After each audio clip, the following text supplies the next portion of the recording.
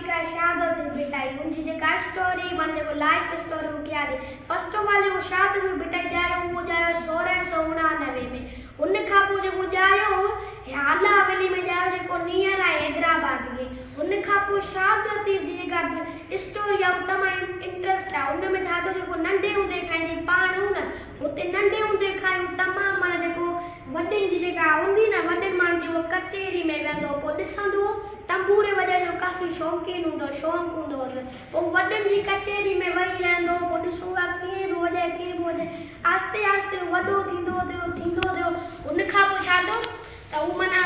expire थी वियो तंबूरे वॼाइण में उन खां पोइ माना वॾो थियो उनजी जेका पोइ वरी उनजे पीउ जो नालो जेको उहो सैयद हबीबुल्ला शाह ऐं उनजे ॾाॾे जो नालो सैयद कदूस शाह उन खां पोइ छा थियो वताए फ़क़ीर माना वॾो थींदो पोइ उनजी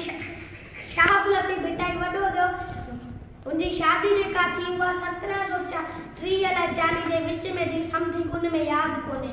इशूल आहे पोइ छा थियो त उनजी जेका शादी थी त काफ़ी हली न सघी उनजी शादी थियण खां पोइ 2-3 ॾींहंनि में जेका उनजी ज़ाल हुई उहा तमामु माना थी बीमार थी पई उन तमामु इलाज कयो पर हली न सघी माना एतिरी नंढे अरसे में उनजी माई गुज़ारे वई ज़ाल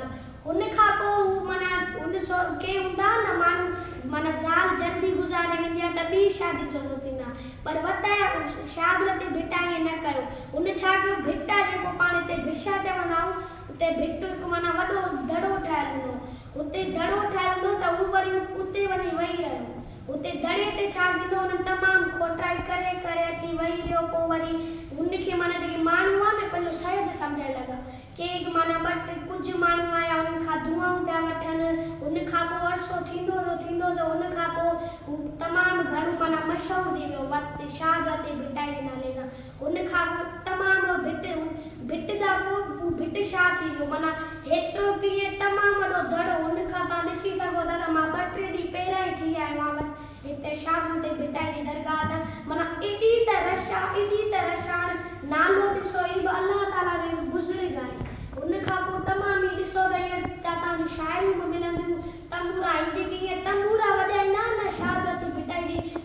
भिट शाह में उहे बि हिन जी यादि में वॼाईंदा आहिनि इन जे करे त तमामु ई अलाह ताला जो हिकु बुज़ुर्ग आहे ॿियो जेको शहादत बिटाई जेको मरण जो उहो 1752 ईस्वी में उन खां पोइ ईअं उनखे उन भिट शाह में दफ़न कयो वियो तव्हां हिते ॾिसो त उनजी मज़ार आहे जिते तुरबत भई अञा हींअर जे दौर में बि 100,000 माण्हू डेली अची उन खां दुआ घुरी वञनि था पर जेके बि हूंदियूं आहिनि विशिस हूंदियूं आहिनि उहे के त अहिड़ा बि हूंदा आहिनि सचा उन्हनि खे बाइकाने ईंदा आहिनि माना जेके वॾा बुज़ुर्ग हूंदा आहिनि उनजी दुआ क़बूल बि थी वेंदियूं आहिनि छो त सफ़ा सचा हूंदा आहिनि उहे सो इहो ॿुधो मां टॉपिक फिनिश कंदो पंहिंजी